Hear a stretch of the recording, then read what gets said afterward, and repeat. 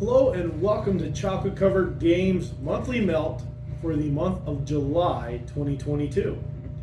We normally start with our top fives, and for this month, Tim got the pick. Yep. So for this month, I decided to go with our top 5 favorite paintings because art is important. So for me, I had a hard time coming up with 5. I had a hard time minimum myself to 5. But once I started looking at the paintings I knew, I came up with 7, narrowed it, well, really 8, but I didn't think my number 1 should be Your 8th grade painting by me, Yep. which still would be my number 1, and I believe it was either Jeff Burton or Hut Strickland's Ray Bestis car. But Tim doesn't have a picture of that, and I think it's behind my little armoire in my bedroom. We used all the paintings I did in school as kindling to start fires in the house. So I came up with 5, well, 7. I narrowed it down to 7. So that's sort of like a 5 ABC. Yep. Well, because I couldn't. 2 of those have different meanings than the 1. Yeah, well then you choose the one that means the most. Well, that'd be hard because there's 2 that are tied. Then you choose a coin flip to decide which one means the coin flip is. So for number 5, this is by artist Sam Bass, who was the first officially licensed NASCAR artist. Okay. He actually designed a lot of artwork for the cars. So a lot of his artwork wasn't actually paintings. It became artwork on the vehicle for the sponsors. But he did do a bunch of like lithographs. And so there were 2 lithographs, the one of Davey Allison,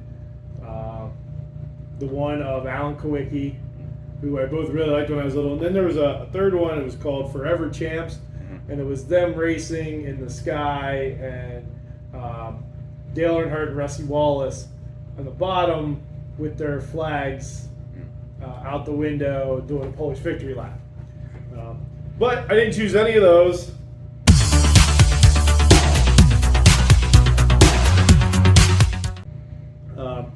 So my number 5 is Sam Bass, and this is actually a cover to a program at a track from Charlotte Motor Speedway, and it's called Sundown Showdown, which I'm guessing Tim will put it up here. Probably. And this was, I believe, the year after they ran the All-Star race at night. For the first time, which was called One Hot Night, and that's where Kyle Petty and Davey Allison had the wreck. So it's pretty cool. It's Davey Allison's helmet, Kyle Petty's helmet, the vision of that in the face mask of those. But again, you'll probably see that up here, hopefully. There, I'll make my viewers do work and research. But yeah, I just think it's really cool. I like Sam Bass's artwork because I love NASCAR. That's really about it. It's probably the most in-depth I'll go on any of these, which is weird that's my number 5. But again, I love NASCAR. I like the Sam Bass artwork. And I just love all the cars he came up with. I probably could have just picked the car paint scheme because that is art. I said paintings. Well, this really isn't a painting. Yeah, see, wait. Well, wait. It is a painting because he did make it a painting. It was a painting, and then they made it the cover for the program. Okay. Well, and all those ones that all those car designs, he did. I don't know if they were paintings or drawings. They were art. They were probably drawings. I doubt he painted his concept. Well, I mean, here he states this was the game-changing painting of his career. Yeah, well, that was probably a painting then at that point. Yeah, so much like Doug, mine aren't paintings. My first one's like a Lego sculpture, and then like a tree outside. Yep. So my number 5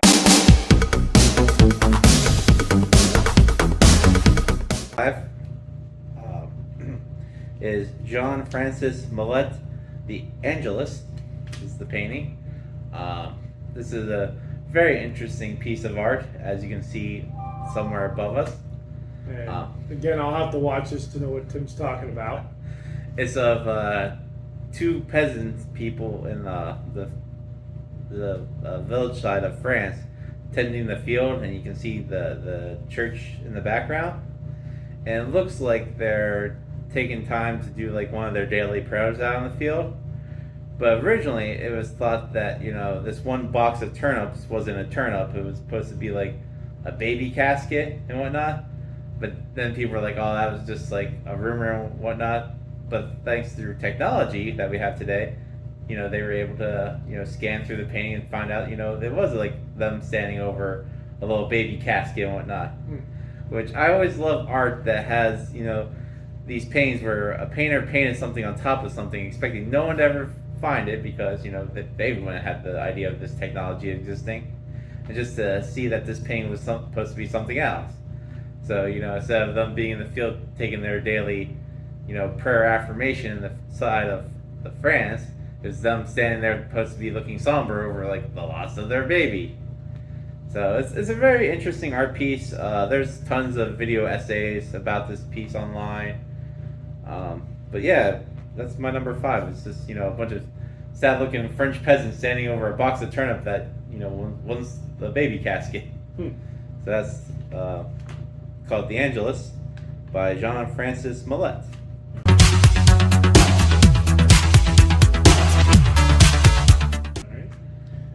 So my number 4 is actually the only one on my list that we own a version of. Yeah.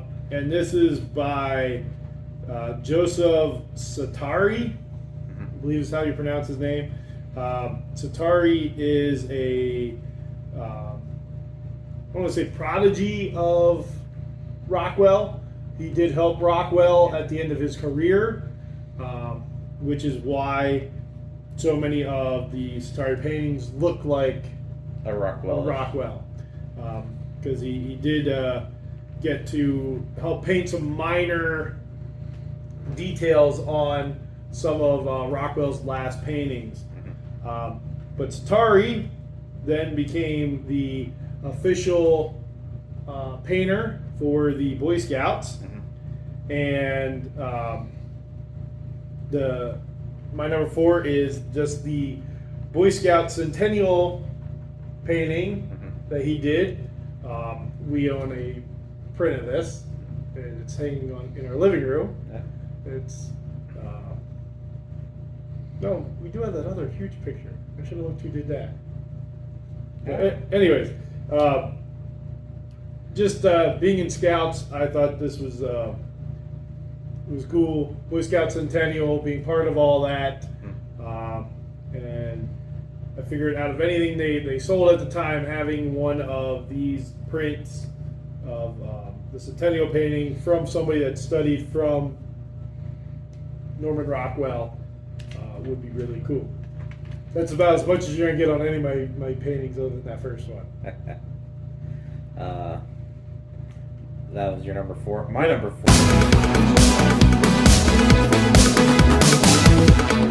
4 is probably the one I have the least information about of my 5 here. Let me guess. It's a painting. But no, That's all the information you have? I have a little bit more information than that.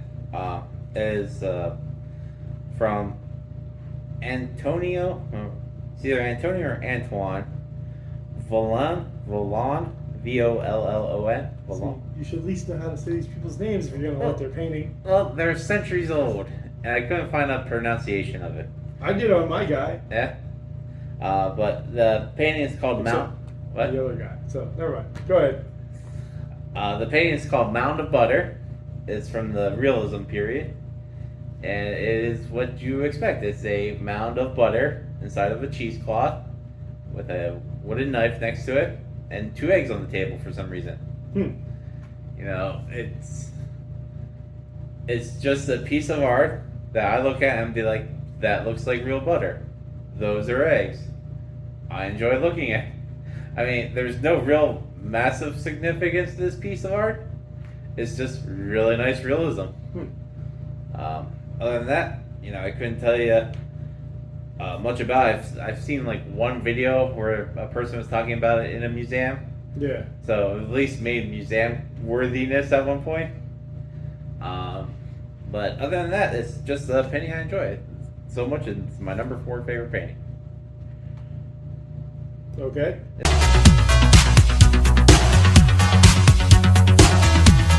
So my number 3 Okay. is actually maybe.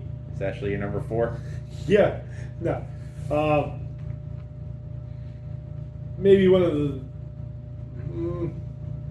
Maybe it's the most famous painting on my list. I don't know. I think my number 5 is the most famous on my list. But we'll see. This is from Norman Rockwell, and it's called The Scoutmaster. Okay. Again, it's a very iconic Boy Scout painting. With the Scoutmaster standing there by the fire, tents in the background with the kids sleeping. Again, Satari did do a newer version of this called the Scoutmaster, but Rockwell's came out, or it was painted in 1956. Just again, a very iconic Boy Scout image, and really drew people in during that time. Scouting being very, very popular, 50s, 60s, 70s. And Norman Rockwell was a huge supporter of the Boy Scouts. So that's my number 3, Yep. The Scoutmaster.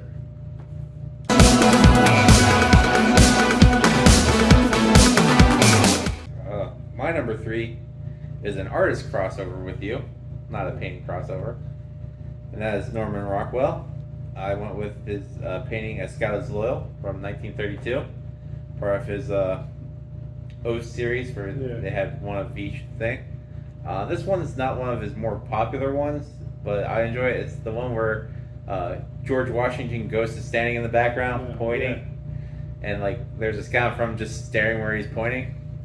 I don't know why I like Ghost George Washington pointing the way, but I find it fascinating. Once again, to echo what Doug said, scouting was very popular. Norman Rockwell did a bunch of scouting paintings. There's hundreds of them. There's actually a website that you can go to that shows all of Norman Rockwell's scout paintings. He did hundreds of them. He did pretty He close. did a lot. He's done 3 series of The Oath alone, so that's what, 12 times 3, that's 36, plus all the offshoots. Tablet firms. I bet you he's got pretty close to 100. Well, he redid Scout is Little in 1942. And then there was one more. No, those were the only 2. Not according to the website that I used. I'll have to show it to you when we go. I'm using the Scout website. Don't trust the Scout website. They don't update it enough. With that one, that is Washington and Lincoln in the background. But yeah, that's my only Norman Rockwell. Probably not Norman Rockwell's most famous. That probably goes to Thankful, which is the one everybody thinks of as a Thanksgiving dinner where the people are standing with the turkey that's 46 pounds and whatnot. Well, and, that one, one that did make my list from Rockwell, but was right on that cusp, was, and I forget the title of it, but with the umpires standing there and it's raining. Yeah. It's like a tough decision or a tough call. It's called a tough call. Yeah. To me, that's like one of the most iconic baseball paintings. Yeah. Norman Rockwell, just when you think Americana. Yeah, he's the American painter. Yeah. I mean, unless you're going like Southwest paintings, and that goes to somebody else, Yeah. Was Pollock American? No, I'm not a Jackson Pollock fan. But I believe he was. But yeah, that was my number 3, Scout is Loyal from 1932. So then we're at my number 2. Correct. So my number 2 is probably the largest painting on either list. Oh yeah, mine next ones are pretty small. So this one is a cyclorama, which were very popular at the end of the 1800s. And there aren't many that survived. A lot of them were burnt. Well, I don't blame them. The size, they're bigger than this room that we're filming in. But this one was actually painted, I believe, to be used in Chicago. Okay.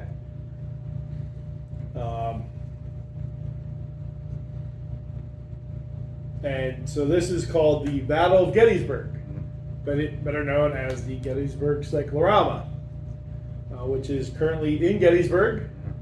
You can go and see it. It was painted by Paul Filippo. Okay. And it depicts the last day of the Battle of Gettysburg. Pickett's Charge. If you ever get the chance to go see this painting, definitely see it. It's one of those that you can't look at online and appreciate it. You've got to actually go and see just the grandeur of it, the size, because I mean, you can stand there and just take your time, work your way the whole way around. And for me, being a history buff and the Battle of Gettysburg, I've actually seen the cyclorama a bunch of times. So Filippo used,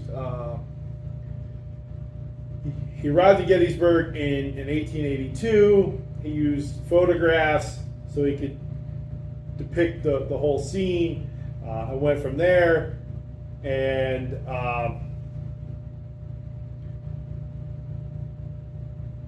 he painted himself into the painting, which is unique. He's actually standing by a tree. He didn't make his face on every person. That's Yeah. Like, man, all these people look exactly the same. So, again, just the magnitude, size of this painting, the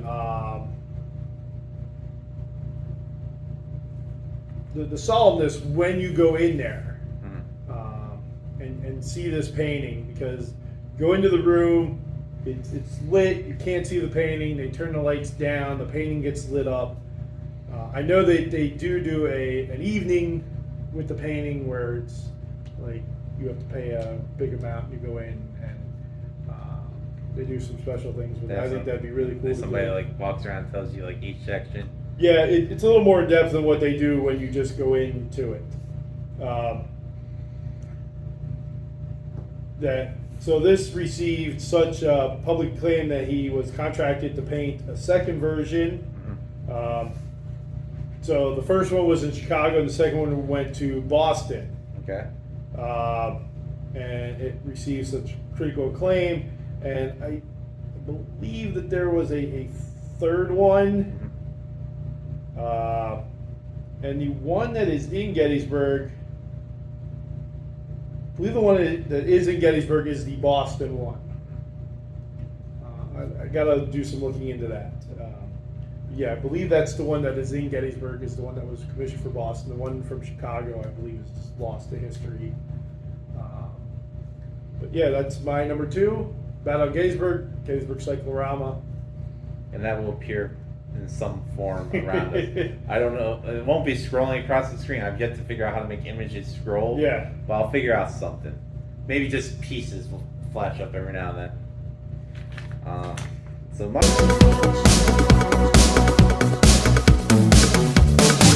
number 2 is an artist that most people I think would know, and that is Bob Ross.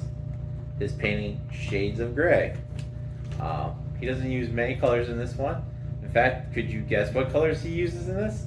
Bright yellows and pinks. Close. He actually doesn't use gray. He uses brown, blue, and white. He mixes brown and blue to make gray, which completely lies to me everything I learned in school, that black and white make gray. Huh. But apparently brown and blue make gray just as well. This is one of those paintings that I stumbled across thanks to Twitch, because Twitch has their own Bob Ross channel that just runs constantly with Bob Ross paintings from the Joy of Paintings. That's how I learned he had a kid that had a mullet. So his family's strong with the hair game. Him with a fro, his son with a mullet. I think his son still runs the Bob Ross schools yet. I do enjoy Bob Ross paintings. It's one of the best things Twitch has going because you can just put it in the background and then there are paintings going on. That's sort of like me and Red Green. Yeah.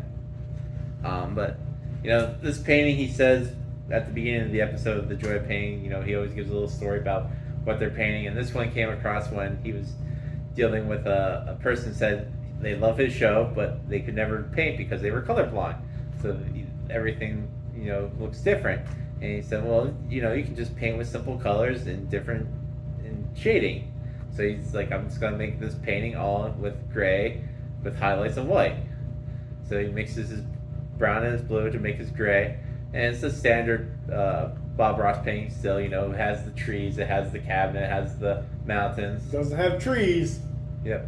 It has happy little trees. No, this one has like the tall sequoia, like the ones that shoot out the front. Yeah, angry big trees. Yeah. Not Sassy Brooks, like I said in the game. Which I'm still waiting for an episode where he says Sassy Brook. I'm sure he has. Yeah. I stand by the claim that Bob Ross has said that one at least. Oh, I'm sure. But yeah, it's standard Bob Ross, it's outdoors, woodsy, mountain background, but all just in different shades of gray with highlights of white. It's very fascinating, and that's my number 2, Bob Ross. I could have picked any Bob Ross, clearly, because they're all fantastic. Yeah. I almost went with there was a stage to the show where he did I forget what he calls it, where he puts a thing on the canvas and then he whites it with one color and then he pulls off the thing he pulled so that it makes different shapes, like it makes like an apple or a circle. Yeah. And then you paint in that area with things coming out of it. Yeah. To make it look like it's coming out of the painting. He went through that phase. Those are all fantastic. Yeah, Bob Ross artwork is incredible. I always watched that up at our grandparents' because they only had like 5 channels, and PBS was one of the single ones. Yeah. So yeah, I watched Bob Ross a lot, and I would love to be able to paint like that. I'm not very artistic. Yeah, that always blew me away too. With as old as those shows were, people would send in pictures of their paintings from the ones they learned. And I'm thinking at the time, well, these are people that had the film camera, so they literally had to take a picture of their painting. Yeah. They had to learn how to paint, get film, take a picture, develop the picture, send it through mail, like an envelope mail. I'm like, you tell that to a kid today that they had to go through all these steps, so they couldn't just like airdrop their photo to this guy. Yeah. They'd be like crazy. Well, they might have been taking Polaroids. They could have been taking Polaroids. Yeah. But I'm thinking it was still a filmed camera. I actually saw somebody within the last month who had a Polaroid at work. Well, they're still making them. Yes. Yeah, you can buy them up at Target. Yeah. Last Christmas, one of the coworkers for the exchange gave Polaroids as gifts, but not to me, because for some reason, as the only guy at work, they always give me a different gift. I'm like, why would they give you scented candles and? Yeah. Well, no, like, oh, here's a Polaroid for you. Here's a tin of popcorn. I'm like, I could have used the Polaroid. But yeah, so they could have sent Bob Ross a Polaroid, so they didn't have to go get it developed. Yeah. Still, I had to find the address to send it to. Yeah. So we're up to my number 1. Yep.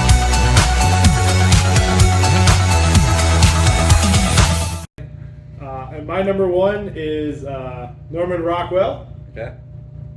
And it's called Tomorrow's Leader. Is that the one with the little kid standing inside the bigger kid's uniform? No. That's... I forget what that one's called. Because that's probably his most famous scout painting. No, the Scoutmaster. You think? Yeah.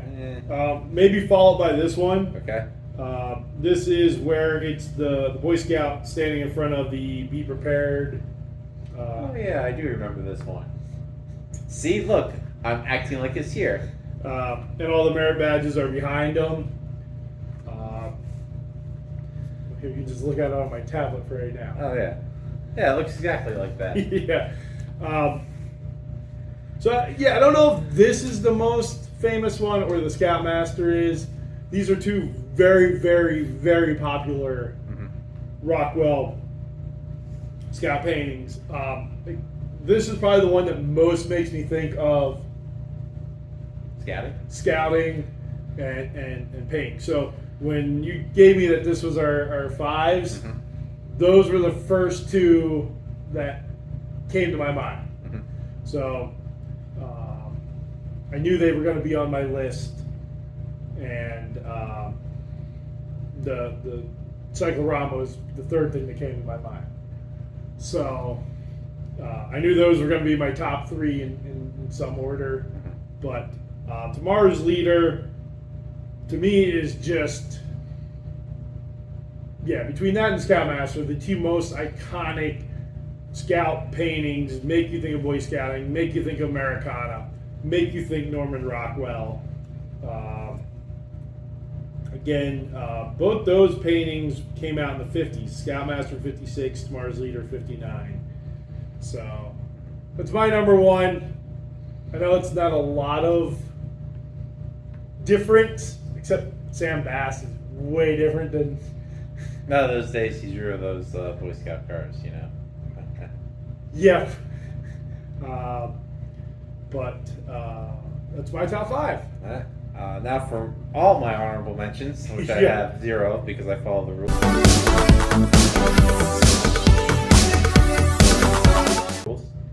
My number one is the only one that I could have physically brought here because we own it. Not a print, but the actual painting itself. And that's from Andy Russell, Castle Creek. If you want to hold up your tablet for a second, you don't have to show the screen. But this painting that I own is roughly smaller than this tablet. And it ran me, I think, almost $300 when we bought it. I don't know. It was close. Cause it wasn't that much. Mom would have never bought you that for your birthday. What? Mom wouldn't have bought you that. No, this is one that I bought. Because you've got Andy Russell paintings 3 or 4 years in a row for your birthday. I think 5 years in a row. They've given me the prints. The prints were about $55. But one year I saved up my money and I actually bought one of the paintings, not a print. And of course I had to buy his smallest painting he had on sale. And that was almost $300. You even know where it is? Yeah, I know exactly where it is. It's on top of my dresser. It's on top of the prints. I was gonna bring it in, but I didn't want to ruin it. But yeah, Andy Russell is a painter outside of the Buffalo area in New York. I guess his biggest claim to fame right now is he has puzzles out. Put it through. Who are the puzzle people that start with R? Ravensburger. Yeah, because he's part of their artist collection. I did not know that. I only found that out when me and my one friend went to Walmart and we were walking to the back there, and you had to pass the puzzles and whatnot. I'm like, I recognize that box art, and it was one of the prints I own. And I'm like, and it said his name on the box. It's like an Andy Russell, part of the Painter series. I'm like, holy cow, he's got puzzles made now, which I thought was fantastic. I will say I do like Andy Russell's work. He definitely has a style that he goes with. The painting I chose for number one isn't the biggest one we own. The biggest one we own it's called Stepping Stones, I believe, and it's of a modern house next to a brook.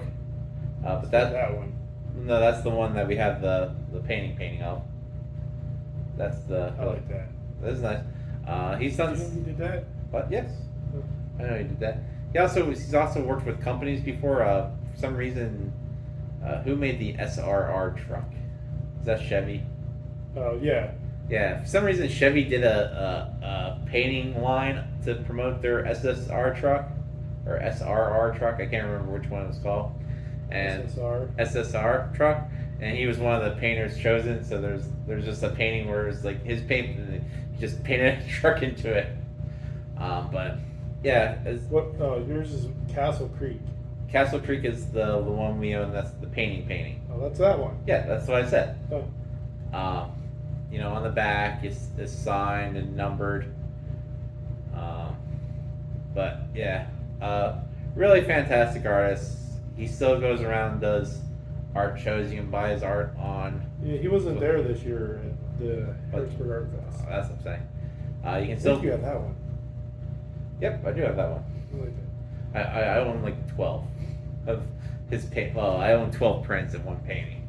Well, they're very colorful. Oh yeah. But yeah, I could have chose any Andy Russell and have been happy, but I went with the one I actually own painting wise to say, hey, I own a painting. I would have brought it with and shown it, but it would have been too small to see. I would have to be like holding it near the camera.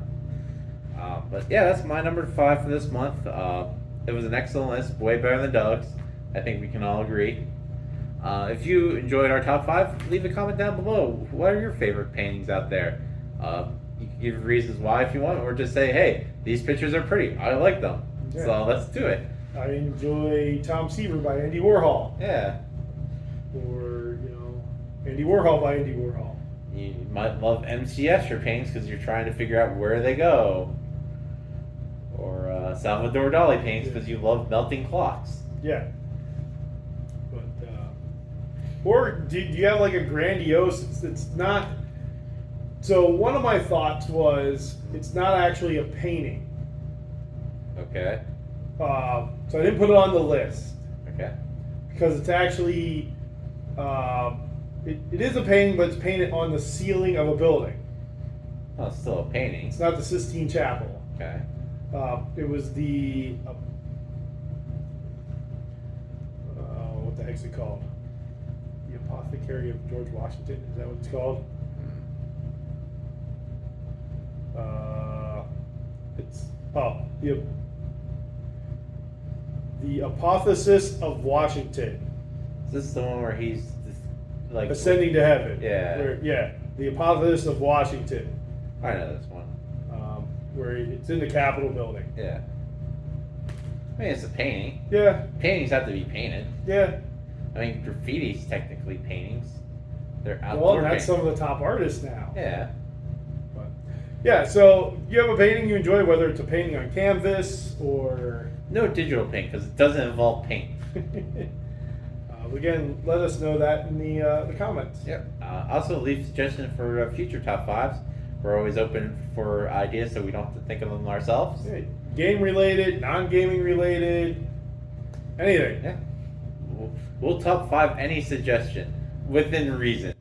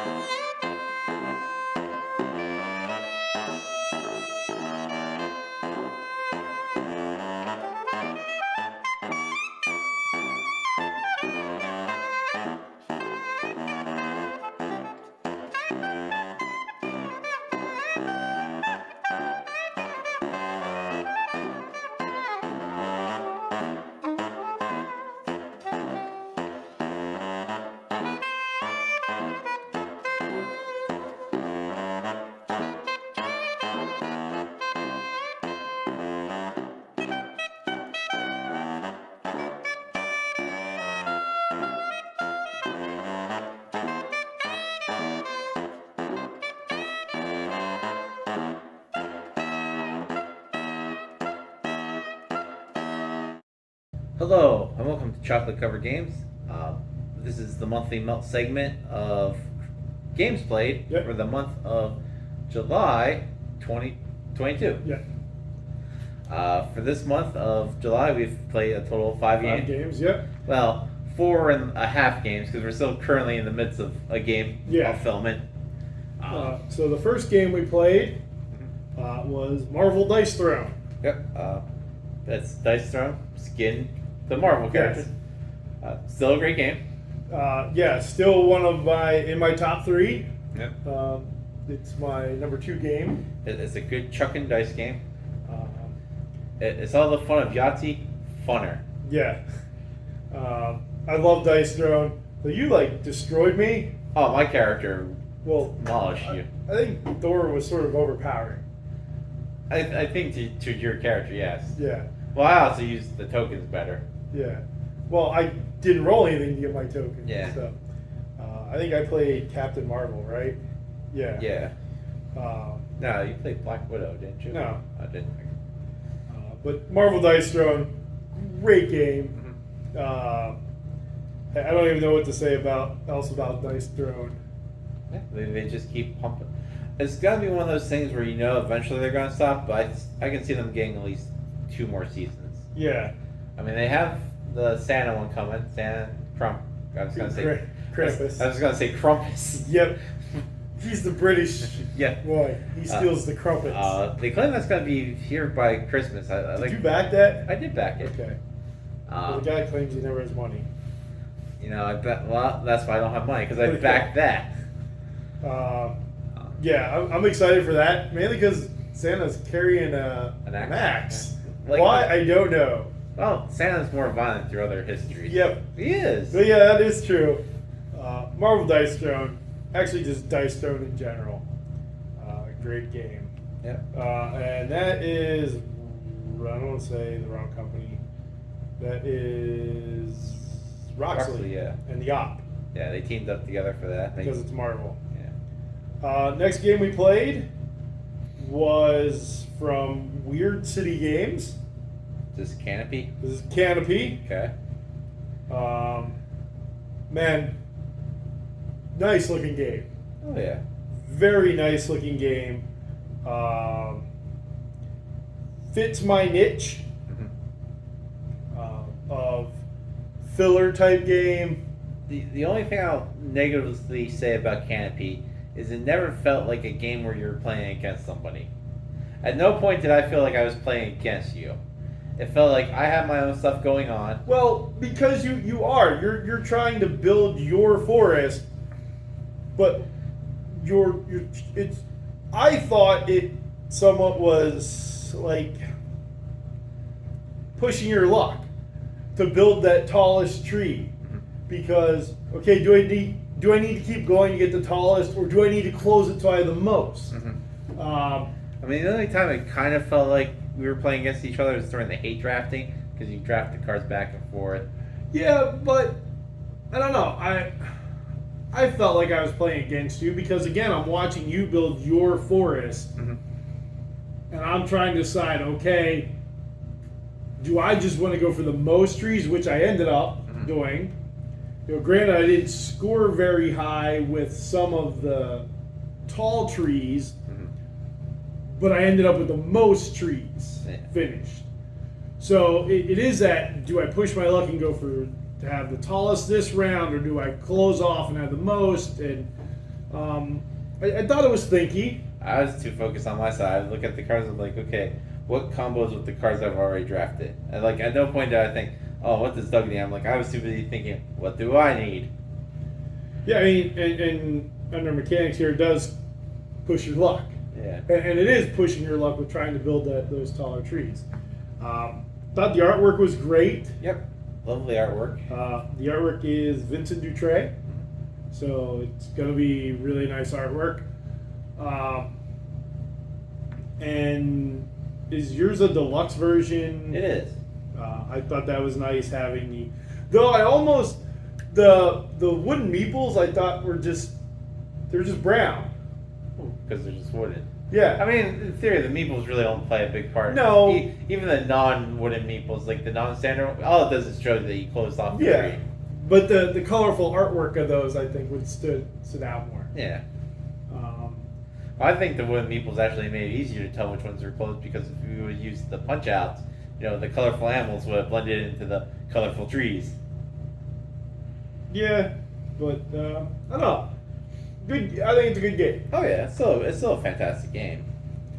I definitely enjoyed that.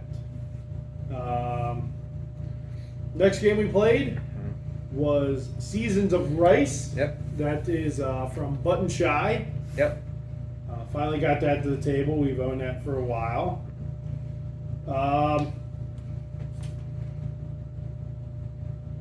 I liked it. but it was. This is where I want to say being a micro game like that hindered it. Okay. Actually, I think what hindered it was being able to see the lines on the cards. The lines could have been a little bit thicker. Uh, Or not a neutral color. Because they were trying to keep it. well, they were black, but they blended in. They didn't make them dark. Yeah. So when you had to line up the lines, You know, in this game you're playing, I believe it's Malaysian rice paddy owners. They said what country in the rules. But you own rice fields, and you know you have to keep your ox near your barns and your fields away. well, from no, the ox were how many had closed into each fenced in area. And like their other games, they take advantage of the back sides of the cards, where each back of the card is a different way to score. Yeah. And you get draft one, I believe, or you give one at random. Yeah. And you know that's how you score differently than the other person. Yeah. Would I say it's my favorite button shy game? No. But I thought it was good. Yeah, it was decent. I thought it was good. I put it in my top It's 10. Cambodian. Cambodian. Yeah. I do like the puzzliness of it.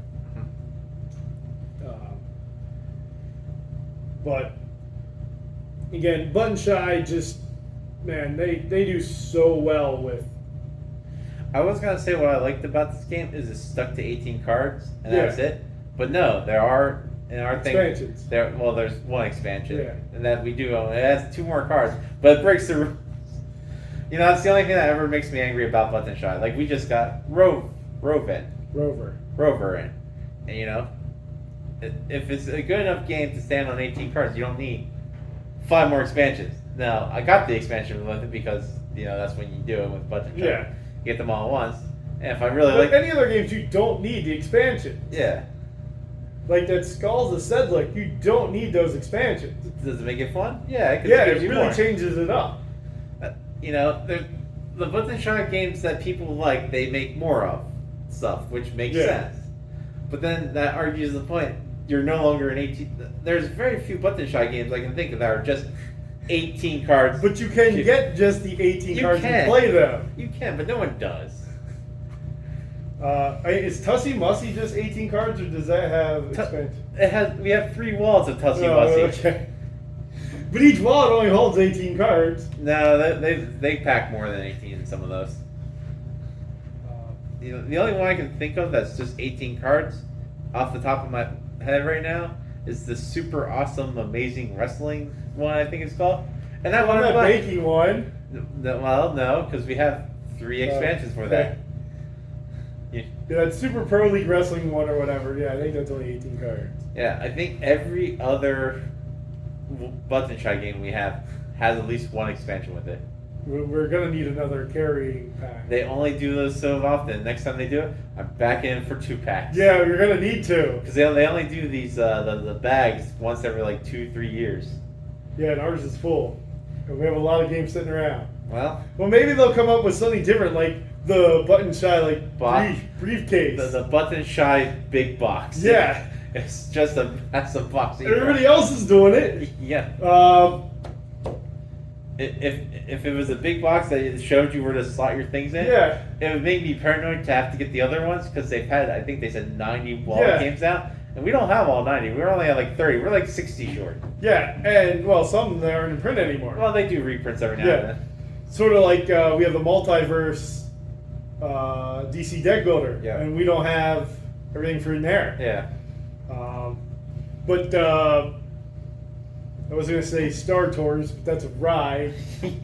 We don't own the ride. Star Realms just has that new, like, they're on their, like, 3rd gigantic box, and it started out with, like, just a deck of cards. 40 cards, yeah. And now they're on their huge thing. So, yeah, Button Shy's going to get to, like... Well, this is their new big legacy box. Yes. That's what it is.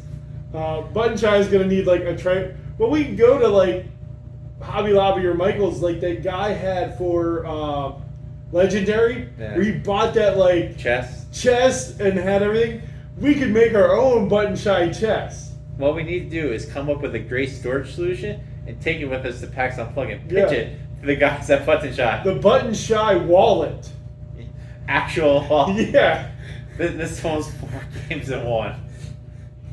You know, well, so it's just a little bifold wallet. For the games that have like 6 expansions, maybe you do like the That's trifold wallet. Then for the deluxe one, it's the trifold with the thing that flips up. Yeah. See, we're thinking here. Well, no, we Somebody's stealing our idea as we talk. We need to promote women gaming because they're half the market or more. Yeah, the Button Shy Shut purse. Yeah. Yeah. Purse See? games. See? Always thinking ahead. We're just gonna get the backpack. The Button Shy backpack. Yeah. If they made it, people would buy it. Oh, who is it that does those really nice bags? Is it like Board Game Tables? I think it's Board Game Tables does like the bags everybody raves about. I think that's. Because Board Game Tables started just doing tables, then they went into games, and then into bags. Yeah. And I still know as Board Game Tables. Yeah. Unfortunate naming convention. But yeah, so that's Seasons of Rice. Yep. And our very weird rabbit hole of Button Shy games. Somebody steal our ideas because they might make them more successful than we would. But we love Button Shy games. So anytime we play Button Shy, yes, you're gonna get The Button Shy random. This is not 18 games for me. Yeah. You'll minimally get that rant. So the next game we played at a convention. We actually did go to a convention. It's the only game we played at the convention. Yep. Because the convention was winding down. We only went the last day. Mm-hmm. And if we wouldn't have sat and talked around with these guys, we would have been out in 3 hours like I called. Oh, it would have been shorter than that. Yeah. It would have been like a 2-hour convention for us for like an hour drive. No, it's only like 35 minutes. Alright. But we went to Historicon 2022. We will definitely go back. Maybe. Well, because I'd like to. That's the only place we're going to get to play a historical miniatures game. Yeah. They have one in the fall here called Fall In. I might volunteer for it. Because watching some reviews of it, and now I'm sure that those people watch our reviews, some things they could do, and I partially agree with it. But they did have a board game library. Now, it wasn't up and going Sunday when we were there. Yeah. Is that something we could help with? Maybe. But there were some like mini games or some other type of those games that I did see. One I thought about getting, Fistful of Lead. I thought it looked cool.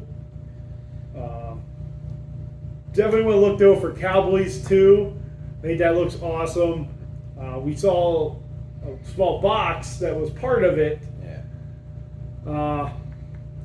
But that Wild West Exodus, we already saw that. Like, I'm still a big fan of that. but we saw a bunch of that like on sale. Yeah, because I think. Problem with that is you've got to pick one era. You've got to pick one game Yep. because it gets so expensive. Baseline box is a couple hundred.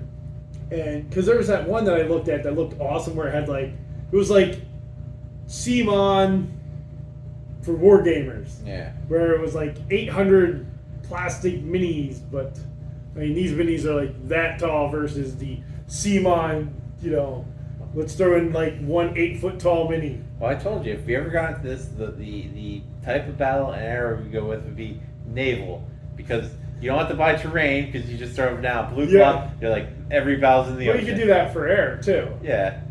And get some like cotton ball clouds. Yeah. But anyways, it's either all dog fighting or ship fighting. Yeah. So the game we did play was not a historical minis game. It was actually a board game. Yeah. And it was Caesar, Seize Rome in 20 Minutes by PSC, Plastic Soldier Company. Yep. They do Blitzkrieg. They do. So this is the second in the line of that. And I thought it was a good game. Oh, it's a decent game. I got destroyed. But no, actually, not really. You didn't get. Well, yeah, you did. I only put out one victory token. Yeah, I really destroyed you. The only way you could have destroyed me more if I didn't put out any victory token. Yeah, which I beat you in Blitzkrieg too on the very last move. Yeah, that was close. Yeah. I literally just Blitzkrieg I thought was a little bit more balanced than this. This suffers from what I told the guy. It suffers from the dots game problem, where you're making the boxes. Once the first player can make a box and chain them, then they're gonna win. That's what happened here, because every move I had would start making closures for boxes, and that's what you got. You're like, I'm able to close this box. Well, no, because I went to the opposite side of the board of you. Yeah, but I was trying to stay away from you because I didn't want to make boxes to close. What helped me is I could draw. When I got that first that I could draw an extra thing. Yeah. That really helped. Yeah. But then there was a point where you were able to, you closed off a box that let you take another turn. So you were able to close off a box that let you close another turn. Then you closed off another section. And the thing is, I closed off the right ones because when I closed off the one the one I closed off, I couldn't take any of the victory markers. Mm-hmm. But then the second one I closed let me take 2, and I was able to close off the right things. Yeah. My only hope towards the end of the game was trying to close off. I forget what they call them. They call them councils, I believe. They were the mausoleum thing, where you only had to close off 4. But they were, because they're randomly put out where these pieces go. They were put in such places that I wasn't able to be the one to close off any of them myself. Like I would have been the one to put the one. Well, I stayed away when there was something where I would have put it that you would have closed something. Yeah. I went to the opposite side of the board. Yeah. Well, just randomly placed something. Well, see. And you could have did that, but for some reason you didn't. Well, I did at the end there because at the beginning I went down the middle of the board. I'm like, okay, I want to create. And see, I didn't. Yeah. Well, I figured my best bet was to close off the middle and then start separating. And, I wasn't able to start separating because you started sweeping down.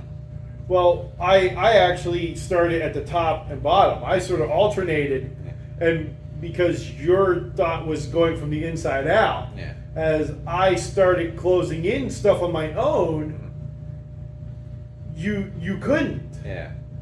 Like, up at the top of the board, I closed in like 3 things on my own. Yeah. Because you went from the inside out, and because you went inside out and I sort of came top down, once I started closing off stuff, I started meeting with you. Yeah, I think I only closed off like 2 things, and both times I didn't get to place a victory token because our points tied. So that really hurt me. Yeah. So, other than that, I think I just ended up by dumb luck having a better strategy. By separating my play versus you going inside out. Yeah. Still a fun game, I would have liked to play it again. I still think Blitzkrieg was slightly more fun, in my opinion. But it's still a good game. Yeah, I'm excited to see where this line goes. We did get to talk to the people there quite a bit. Mainly because the people there weren't talking to them since they weren't miniatures. Yeah, and they did have some of their miniature stuff there. Yeah. So we got to talk quite a bit to them. There is some more coming in this line, we believe. But yeah, definitely watch. If you like Blitzkrieg, you'll like this. I think they said they're showing a new one at Gen Con coming up here. Yeah. It's the dogfighting one? Yeah. Yeah. But so if you're going to I think it's already on their website. Yeah, maybe. So if you're going to Gen Con, check them out. They might be showing their newest Which game. I think as this comes out, Gen Con is going on. I think Gen Con starts the end of this week. I'm not sure. So that was... Man, we're a terrible gaming channel if we can't pinpoint when Gen Con's happening. Caesar sees Rome in 20 minutes. Yeah. And the last game we played this month, which we're currently in the middle of, is Choose Your Own Adventure House of Danger. Yeah. Fun activity. Choose Your Own Adventure. It's sort of a game activity. You've killed us twice. You've killed us more. Only killed us once. No, you've killed us more than once. No, because you killed us when we got buried alive. You killed us when we got knocked off the roof. Yeah, that's twice. And I didn't get us killed, or I only got us killed once. I don't remember why I got us killed. I'll consider this game an activity only out of spite that people say, And it does have dice rolling. See, people claim Drop Mix is an activity, which is a full-fledged game. I would say Drop Mix is more of a game than this. So if people call a Drop Mix an activity, this is an activity. Don't want to give too much of it away because it's story-driven, choose your own adventure. I really enjoyed it because I liked those books when I was little, where you got to the end of the page and they're like, you know, you can choose to do this, go here. Choose to do that, go here. So I do know that there are more in this series. I think there's only one additional one out right now. The easiest way to play this game is to look at all the cards first and then work your story backwards. Yeah. That'd be the best way to go about. I wonder how confusing a choose your own adventure book would be if you just read it like a normal book from start to finish. I don't know. Now I want to do that. You start reading and it's like, oh, I died. You flip the page. As I enter, it's like, how did I get here? Though we did learn not to mess with certain animals. Yep. We'll leave it at that. But that was Choose Your Own Adventure, House of Danger, Z-Man. Don't want to go too much into it again because we don't want to ruin it for anybody. Yeah. So I guess you do your least favorite game of the month, Yep. which is hard this month. Well, what we had Dice Throne, Canopy, Seasons of Rice, Caesar, and Choose Your Own Adventure. I guess it's a toss-up between Choose Your Own Adventure, because I'm claiming it's not a game. It's still fun. And Caesar. Because you got destroyed? Well, no, because I like I said, I think it hinders from the problem from the dot game. Where once somebody makes the first box, they can start chaining boxes. But I'll go with Choose Your Own Adventure. Alright, as your least favorite. Just because I think it falls in the realm of not really a game, but fun activity.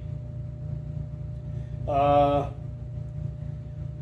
that's my favorite game. There you go. It's okay to like activities.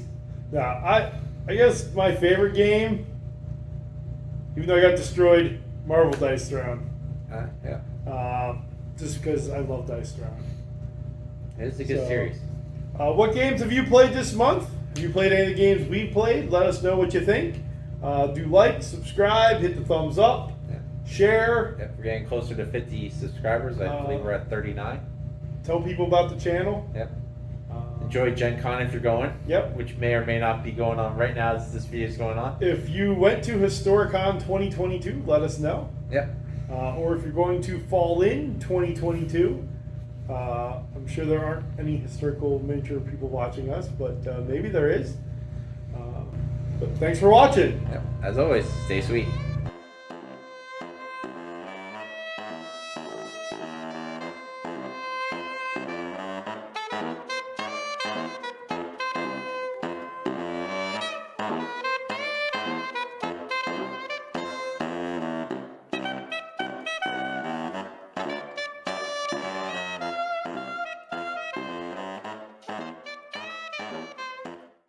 Hello and welcome to Chocolate Covered Games. This is our crowdfunding segment for July 2022.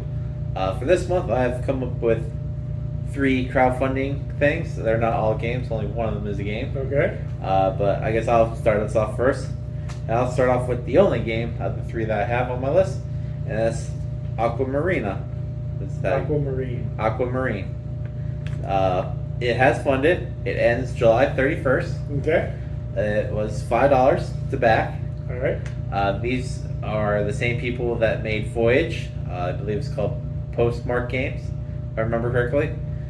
The reason I backed this is they're a company that really stood with adding on to their games. Like in Voyage, they started a Discord, and you can submit your ideas for voyages, and what they'll do is they have people playtest them, because then there's a different section on Discord that say, you know, these rules and map have been approved. You can download the rules and maps that we approve of, that have been tested, and now you can go to the ones that were submitted, download any of the submitted ones if you want to. But I like to look at the ones that they've approved of that say, you know, these rules work, this map works. So, you know, for their first campaign, you paid $5 and you got the base game Voyage.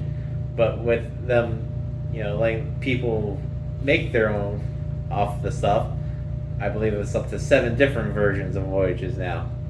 So, you know, that's less than $1 a game. So I have a good feeling that this will happen with this one as well. Because they've already had a segment put in their Discord just for this game that hasn't opened yet, that they said they will open once the game funds today, that section will open and people can start tinkering around, making their own rules and messing with the maps. So they're a company that I think is doing pretty well with stuff like that. Okay. So my first project here is off Kickstarter. Okay. And it's called Copperdale. Okay. It's by Smallbox Games. This is $4 Okay. for the game. It's a half sheet, print where you want, flip and write game. Okay. So actually, you use a standard deck of cards. It's a solo game, and it's a flip and write. Yeah. So you're building up a town. So solo play, 10 to 12 minutes. So for the $4, you get the 4-color half sheet PDF. You get a black and white PDF. You get the JPEG for use on tablets and sites like Sketch. Okay. And any other additional skins, boards, variant rules that Copperdale will have. And so you just, like I said, you use a standard deck of cards, and you're trying to improve the city from learning occupations to expanding the city borders, unlocking medals at the end of the 12 months, which is the 12 turns.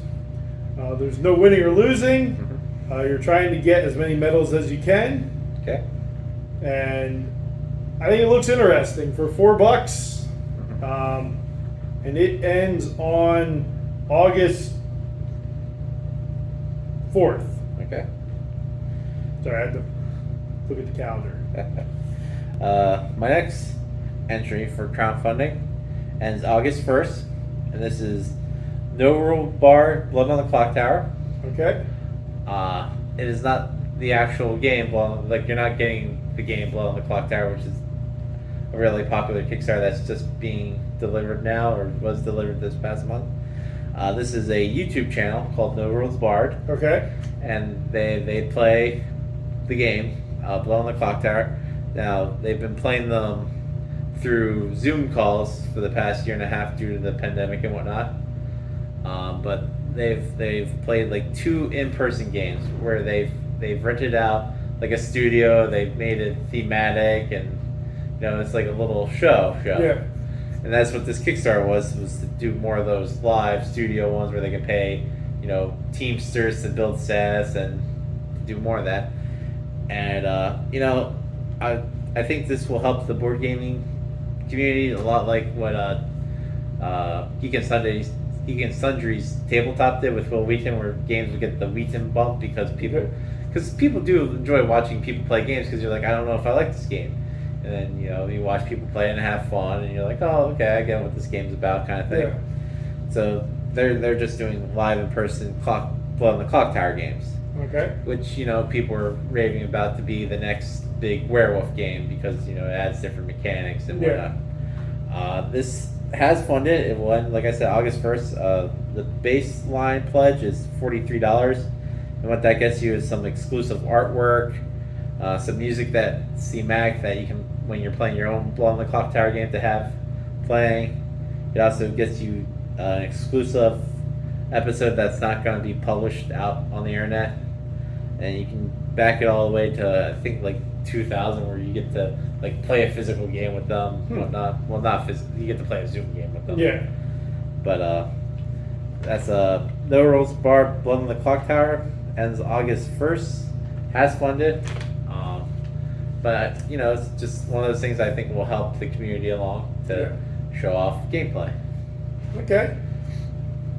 So my next project is again on Kickstarter.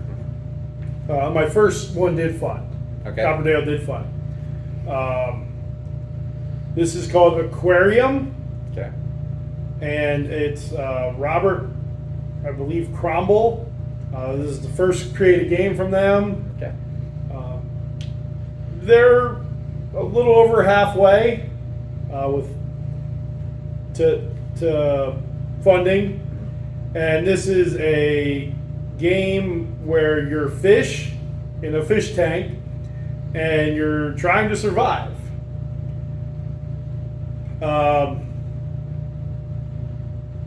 Basically, you have to survive because there are 4 ways to die in this game. You can starve to death, you can get sick, you can be stressed to death, or struck to death because one of the things, there is a cat paw that I guess comes in and bats the fish. Yeah. I think it looks interesting. It says it takes about 40 minutes to play. Again, this is a first created project. I think it does look like that. But you know what? I think this is what crowdfunding is for. Yeah.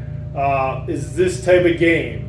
Where it's not pre-orders for like the newest zombie side. Because Simon doesn't need to be like, I don't know if this game that we're coming out is gonna be fun. Yeah. They do have I find puns funny. The video for this was very punny. It was a little too punny.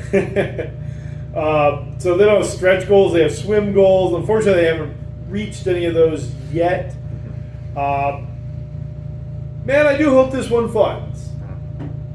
Again,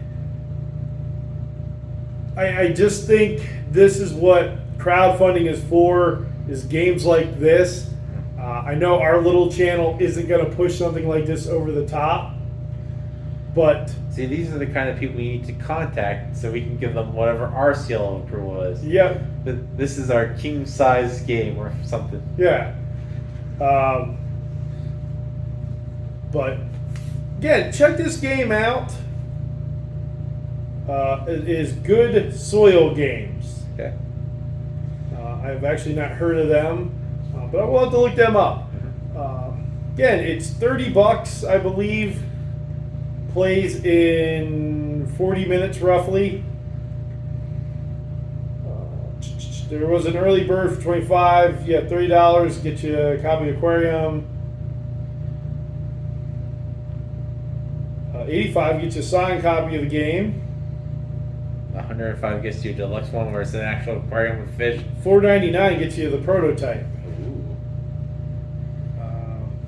And they had one for $300 where you could name the cat. But apparently the early bird special is still going on for $25. So Not bad. not bad at all. Again, that's Aquarium. Check it out. My last crowdfunding on here is going to get a rant from me. An angry rant, as it were, because this falls in the same line as DC Deck Builder was a couple months ago. I believe it was now. With the big box? Yeah. Is this Star Realms? No, this is Western Legends Mountain Range. It ends October. It ends August 11th. It has funded. Well, of course it has. But the thing that makes me mad about this project is Western Legend. I believe they've ended all their expansions and whatnot because they did a big box thing a couple months ago that fit everything in it. Mm-hmm. Very nice. If you like Western Legend, it breaks things down so the game's easy to play. Fantastic. Good for them. I'm always about big boxes. As long as they're reasonable and a game needs them. Once you have a big box, I think that's when you're done making things for the game because everything's thought out. No. Well, something like this comes along afterwards. It's like, okay, you spent the big box was like a couple $100 because empty boxes always are. Yeah. For some reason, they came out with this big box earlier this year. It came out in May, so they're like, oh, now you can fill yourself in. And then halfway through the summer, a couple months later, just kidding. We just created something else that will not fit in this big box you just bought, but looks so awesome. It makes the game better. You'll want to buy it. Yeah. So this goes to my thing where that guy for Marvel Legendary went and bought that chest at Hobby Lobby or Michael's, one of those. Yeah. That's what we need to do. You just make your own. Yes. because like I Well, I mean, look, war gamers just like bring their stuff in totes. yeah, which is ridiculous expensive as their stuff is. I mean, because they've got like terrain and all Yeah. that. You're carrying a tote. I mean, I guess I should explain what this is. This isn't a game. Well, no, it's a thing to hold the poker chips and cards. Yeah, it looks like a mountain ring. Yeah. And you set it on your table and it holds all your stuff. Yeah. The prices are $30 for the if you don't have the upgrade components, like if you just have the little cardboard chips, or $95 if you have the upgrade components that fit the poker chips and whatnot. And it looks awesome. It comes with like a little terrain that you put on your board. At this point, couldn't you just 3D print your own? What, terrain and whatnot? You could, but then then you're having to file down the print points and whatnot. I mean, I guess you could, and then you can make it your own unique thing. But $95 isn't too bad. Like I said, the only problem I have with this is the big box came out like 2 months ago, so they had to have this in the works before that. Yeah. So either have this be part of the big box expansion to justify, the $200. Yeah. Well, they're not going to. Yeah. Or, they could have been like, oh, there's room in this big box for more things to come. But no, they're like, yeah, we made this thing you spent $200 on obsolete. Join us next year when we come out with the bigger box expansion, which, by the way, will just be a box that fits your big box in it, plus this mountain ring. That's why I want to have a big box Kickstarter or a fundraising thing, where they keep making bigger boxes that you just put your previous big box in it, and then it fits the other stuff, and then you put that bigger box into a bigger box. It's just boxes and boxes. But, if you like Great Western Legend, and this is your game, I would suggest funding it. Because A, it makes your game look cooler. Yeah. It makes the thing, because it solves the problems about where to put things on your table. Yeah. It's all nicely there. Yeah. It does make it thematical more. Yeah. But also be angry. Do not let your anger subside. Let them know that they'll take your money, but you're not happy about it. Yep. Take my money, but remember, I'm angry. Create more, and I'll still be angry and buy Yep. it. And I'll still buy it. Yeah. It's a horrible addiction, board games. All right. And so my third one, I actually changed on the fly here. Okay. Is it something angry like me? No. Well, you might be angry about it. I'm enraged. So I was going to do one on GameFound called Forest Trails. Take a look. But I do so many roll rights and flipping rights and things. I actually don't believe that one's going to fund, but go check it out and support it. But so this one was on my short list. Yeah. It's Meeple Soap. I did see that. Did you see this? Yeah. So it's handmade Meeple Soap with 8 choices of scent, and each have 7 dice in it. Again, because who wants to be, scrubbing, and then all of a sudden that D4 starts, poking you. Yeah, it's what happens. You step out in the shower, you're like, son of a. Now I want the smells of these meeples to just be games. Well, so here are the fragrance. Enchantment, which is a rich, sweet, fruity floral fragrance. Ice Pixie, which is a sweet, fruity with notes of bubblegum. I was really hoping all of them were just going to be sweet, fruity. This one is also So sweet, fruity. I do think that one looks cool. The Ice Pixie. It's blue. Melon. Okay. Which Smells like sweet fruit. sweet. Well, melon is a fruit. Yeah, and it's sweet. Sweet melon fragrance, bursting with a fresh scent of succulent melons. Okay. Raspberry slush, Okay. which is a fragrance of iced berries, sugared syrup, and vanilla. Okay. Joyous, which is fruity floral fragrance with notes of sparkling citrus, mandarin, and lemon, supported by a fruity green note of peach and a hint of warming black pepper. I don't like that sound at all. What, black pepper? Black pepper's a great smell. Lemon sherbet. Smells like limes. Yes. And sweet fruit. Coconut. Okay. And those are the ones.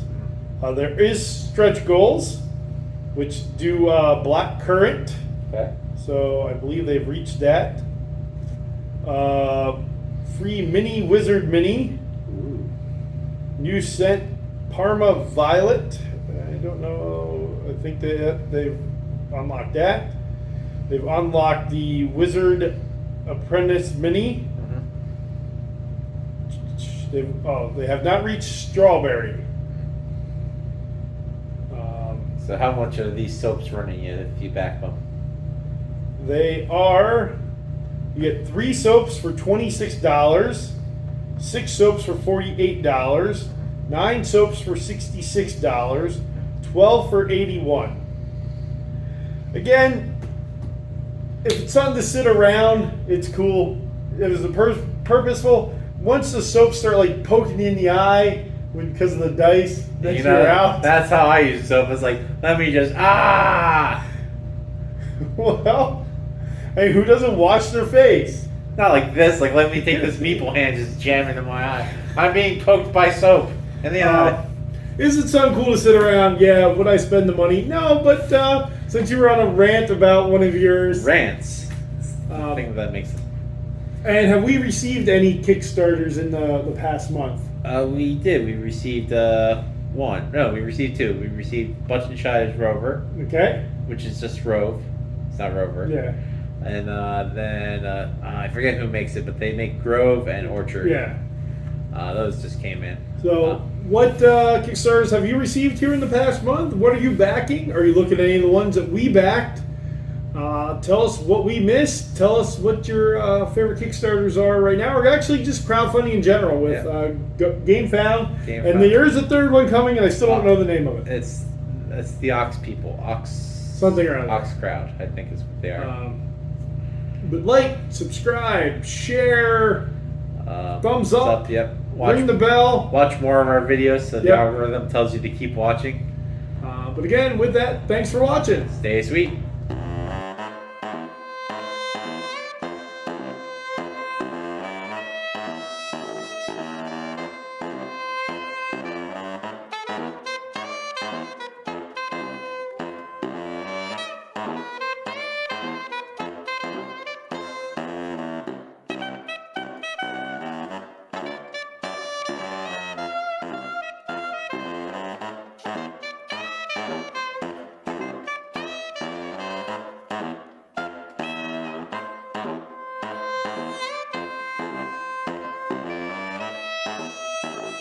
Hello and welcome to Chocolate Covered Games Monthly Melt for July of 2022.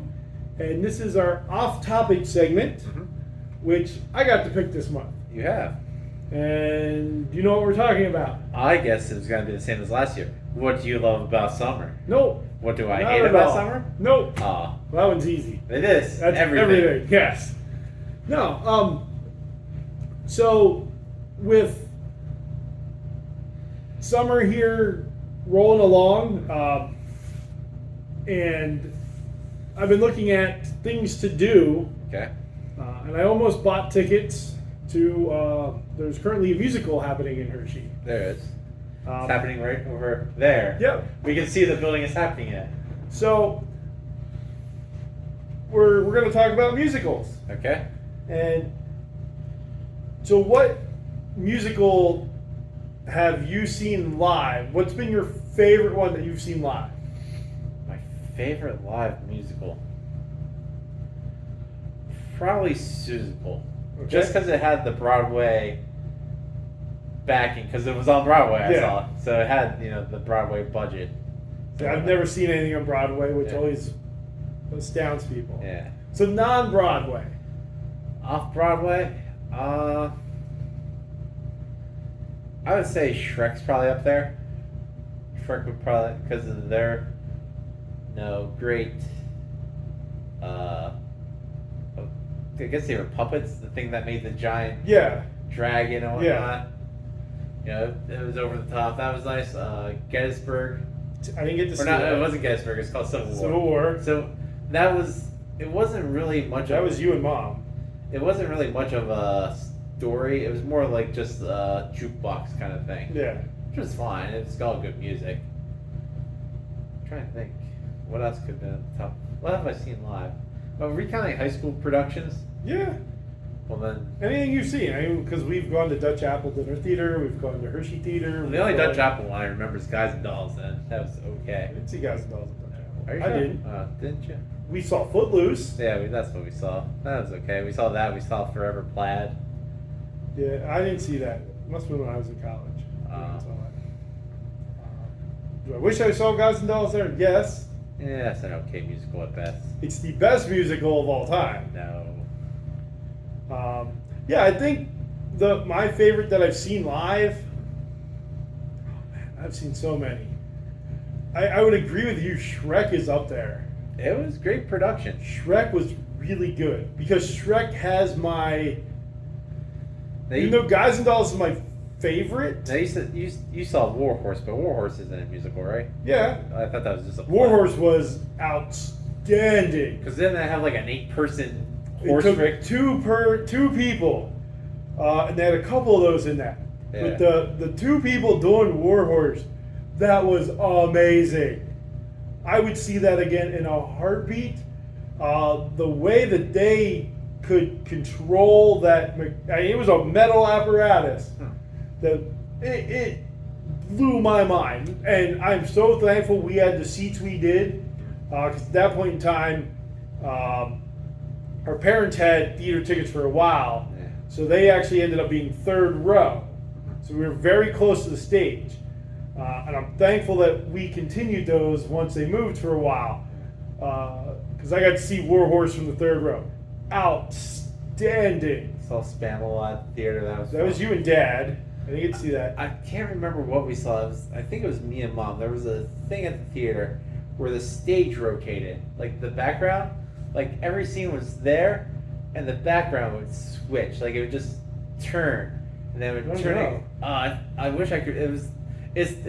I can't remember the musical, but I remember just saying because all 4 scenes, because they only took place in the 4 areas, the background would just rotate, so you still see all the other stuff, but Yeah. you know, like this would all of a sudden become the walls. And Yeah. it was memorizing. Mesmerizing. No, I memorized it. You and I went and saw Shrek. Yep. Was it Pippin? Did might have been. I think Pippin's the one that had the rotating thing. I thought I saw that with Mom. Did you see Jersey Boys with me? Yeah, I saw Jersey Boys. Jersey Boys, outstanding. Yeah, I don't know. I love musicals. I love live musicals. Shrek was amazing. War Horse was amazing. Avenue Q was really good. In the Heights. I didn't see In it. the Heights, the dude that played the lead character, which I think his name is Snavi. Oh my goodness! Of course, that's Lynn Miranda Manuel. Oh man, incredible! That was, they sang the entire time. The people that got up and left during intermission missed just an amazing music. In the Heights is incredible. Hair was interesting. Didn't see Hair. I know the music. Having the guy, crawl across the seats and come up and start stroking my beard and tell me how beautiful my beard was. But it was good. Now, do you remember the 4 musicals that took place while you were in high school? Well, I was only part of 3 of them. Well, no, but do you remember the Yes. 4 that? Okay, what were the 4? My freshman year was Barnum. Okay. I was not part of that. Okay.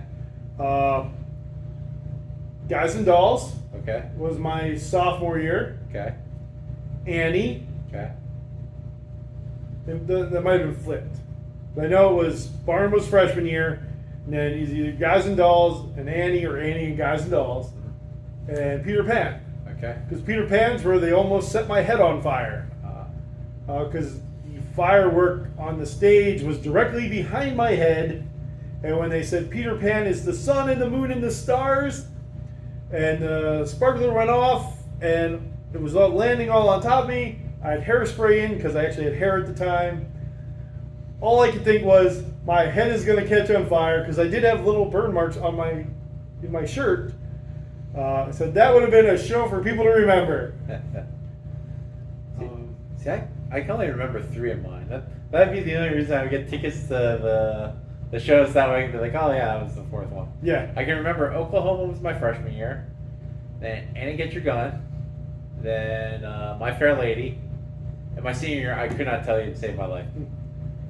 But I worked all 3. Well, I worked all 4 of mine. Yeah. I was the most important person. I was doing parking. See, and I was in the pit orchestra for Guys and Dolls, Annie, and Peter Pan. No, I got to have full-grown adults yell at me because I had asked them for, I think we were charging like $5. That was for the preferred area. Yeah, those are the only people I dealt with. Yeah. I had people that they're like, oh, my kid's in this, I should get to park over there. I'm like, it's $5. Do you know what I am? I'm like, you're in pain. That's what you is. And there's so many people just yelling at like this child, like, no way you're getting $5 from me. I mean, my job was essentially to be a human cone. Yeah. Because I was the biggest. They told me to stand in front of the thing. Yeah. When the person waved, I would step out of the way. Yeah. Human cone is what I was. Which is it's still a great job to have. Yeah. I was part of the team. But stage musicals, I love seeing musicals. I do miss getting to see them like I did. Maybe at some point in time I'll buy a subscription again. Now, is there any musical that you haven't seen that you know is coming somewhere in our area because there's Yes. a lot of theaters? Oh yeah, which musical? That I want to see? Yeah. Book of Mormon. Okay. Book of Mormon, I want to see. It's Trey Parker, Matt Stone, guys that do South Park. It is coming to the Hershey Theater. So it's only coming for like 2 nights. Yeah. So I figured it'll be packed both nights, and I doubt we'll get employee discounts. If the show doesn't sell well, sometimes they give us employee discounts. Anastasia is currently in. Yeah. I could have got an employee discount for that, but I did not Yeah. because of my work schedule. Only thing that's coming around us that I really want to go see is Hades Town. Yeah, that's coming here. Hades Town, the music's fantastic. It has that very New Orleans jazz band kind of vibe. What about Memphis? We saw Memphis. You saw that with me. Yeah, Memphis was good. Memphis is just what's the one that takes place in Baltimore? Hairspray. It's just Hairspray. Set in Memphis. Set in Memphis, which I liked. I loved Memphis. Yeah. I thought that was really good. I mean, I preferred it over Hairspray. Yes. Memphis was outstanding. $1 Million Quartet, outstanding. If you like musicals that are mainly just music, like $1 Million Quartet, Jersey Boys. It's surprisingly one of the few subscription services we don't subscribe to. Yeah. Broadway HD, which we really should. Yeah. One of the people I work with, the librarian up at Steel didn't subscribe to it. So he's talking about shows on there. I'm like, yeah. Yeah. Now, for movie musicals, Okay. ones that, so, okay, and I have to clarify this too, because can't put Hamilton in there. We know we've only seen Hamilton. I watched it twice. I have to. So you can't put a musical in there, okay? No, but it's not a movie musical. It's Because it's actually just it's a musical that was filmed. Yes. Okay. Because you couldn't go see it because it was so popular. That was a good way for people to see it. All right. So you're talking that were directed, have locations and whatnot. And yes, there are musicals, stage musicals that did have adaptations to Yeah. movie. So movie musicals. Ooh, that's tough. Maybe Fiddler on the Roof. Okay. That's decent. West Side Story, the original one, not the remake, was because I haven't seen the remake, so I saw bits and pieces of it. I can't judge that one. I'm trying to think if there's any other. Oh, 1776. Hands down winner. Yeah. It took you that long to get there. Well, because that's the only version I've ever seen, so I never think of like The stage full version. Yeah, Yeah. I have no idea what the stage version looks like. Yeah. I actually got an autograph from one of the guys from the stage version. Yeah. The guy who played Mr. Feeney, Yeah. William Williams. Daniels, Yeah. was in the stage version Yeah. and the movie version. It's the only person I think I'd try to get an autograph from. I think he's still signing. I don't think he's alive. No, he's alive. Was it? Him and they're like 88 or 89. Yes, 1776. I would say for movie version, barely beats out Guys and Dolls for me. That's just because Guys and Dolls is my all-time favorite. But yeah. But again, those are adaptations. So what about straight musical movies that never had a stage show? So these have never been a Broadway show, but they're musicals. Yeah. So like I guess La La Land fits in that. Yeah, I haven't seen La La Land. I don't know if there's any like that that I've seen. For me. There's been a bunch of movie musicals. I'm trying to think of ones that don't have Broadway adaptations. Or came from Broadway. Yeah. That has an adaptation. I was gonna say Waitress, but that got an adaptation. What about like Across the Universe? Yeah, that could count. I mean, any movie musical. So like so I guess I would count. What was it called? Bohemian Rhapsody. Is that what it's called? Yeah, I guess you can throw that in that category. There's musicals on stage that are just following one person's career. Yeah. You look at what's the one? There's one called Summers that just follows Duncan Summers. You look at Rock of Ages. Yeah, Rock of Ages. Jesus Christ Superstar was a rock musical. Yeah. So, because we know a lot about musicals and that, do you have a favorite, like composer? Weber, Andrew Lloyd Webber, Frank Sondheim. Laurel and Hart. What's that? The duo. Rodgers and Hart. Rodgers and Hart don't get enough love. Yeah, Rodgers and Hart, Rodgers and Hammerstein. That's the people. Everybody knows Andrew Lloyd Webber. Yeah. Sondheim's a good one. Lozer, Frank Lozer. Oh yeah. Can't forget Frank Lozer. He did Guys and Dolls. That's why I know Frank Lozer. What is there a musical that you saw in person or any version of it that you just did not like? A musical I did not like. No, that was a play. I was gonna name Our Town, but that's not a musical. No, that's a play. I hated that. You like Our Town? The ending is what ruined it for me. I think we went and saw. Did we see Our Town or On Golden Pond? We saw Our Town. Yeah, because the ending. Your mom and I went to that little theater in Lebanon. Yeah, because it's just them. They're all sitting and they're supposed to be dead. And they're just talking. It's like, I regret everything I did in life. And the next person's like, I'm like him. Life sucked. I'm like, wow, this is a great way to end your show, people. Well, that fits you. Yeah, but I don't need to see other people living my future. You didn't have a musical that you just didn't like? So I don't think I had one. I mean, it's hard to go away from a 2-hour plus show and thinking, I hate everything in this show. You'll always find like either one catchy song or like one good actor. Now, is there I'll go classic musical. So I'm going like old school. So throw out your new stuff. Pre-70s. That you enjoy. That's tough. I mean, I'm not a real big fan of like the older stuff. Like, I'm not a huge fan of the Music Man and whatnot. And I guess, well, like I said, 1776 would be up there. That's an older musical. Yeah, but so Jesus Christ Superstar, I enjoy. So let's go pre that. Let's go back to the classics. 50s and White Christmas, Music Man. Oklahoma was okay. I think out of all of them, I think Oklahoma's my highest one of those. Okay. Just because it's a ridiculous musical.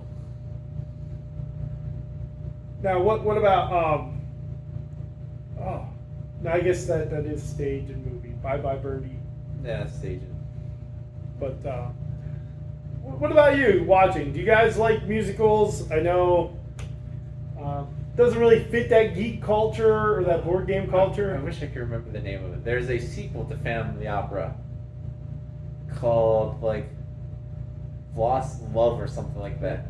I only watched it during the pandemic because when Broadway was shut down, Andrew Lloyd Webber teamed with Broadway HD, where every week they would show one of his musicals that was filmed for the stage, and that's the only reason I found out there was a sequel to Phantom of the Opera. Hint, it's not good. That's why no one references it.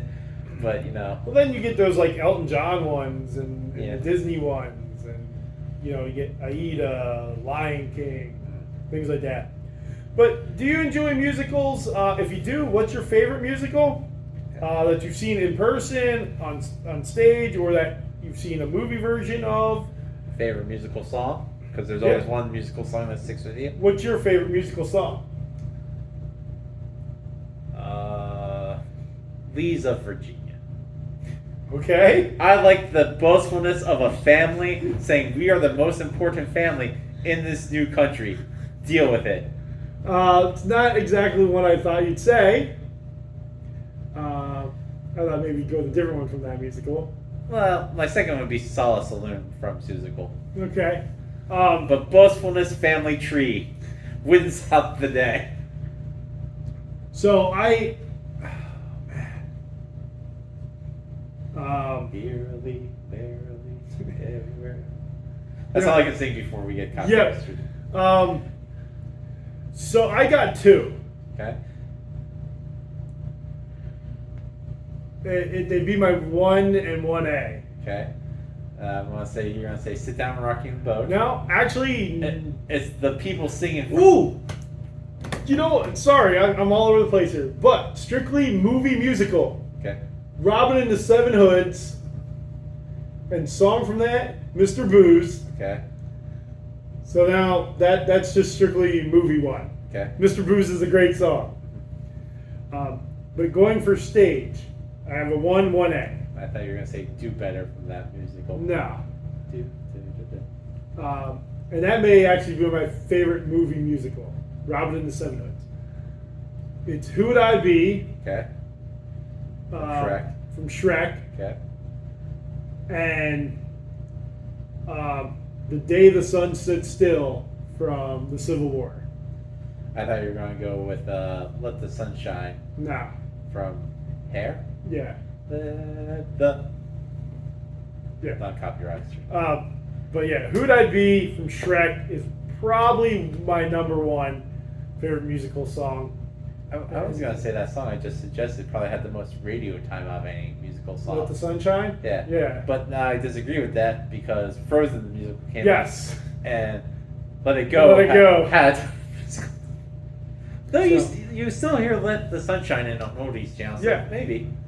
But again, do you like musicals? If you have a favorite musical song, let us know. Do like, subscribe, hit the thumbs up. Share the video. We're getting Yeah. closer to 50 subscribers. Leave a comment for a future off topic down below. And as always, stay sweet.